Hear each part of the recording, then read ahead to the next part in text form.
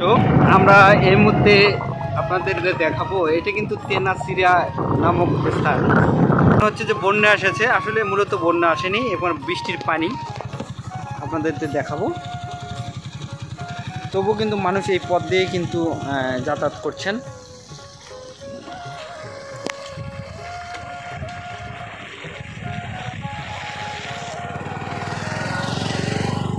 এটা তেনাসিরের এক অংশে,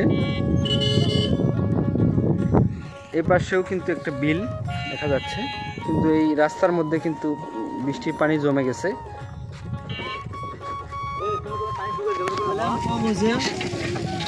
আপনারা জানেন যে সুজলপুরে একটা সুইচ গেট আছে, সুইচ গেটটা কিন্তু দীর্ঘদিন থেকে বন্ধ থাকায় পানি নিষ্কাশন হচ্ছে না, এই কারণেই কিন্তু এই জায়গাটায় পানি জমে গেছে।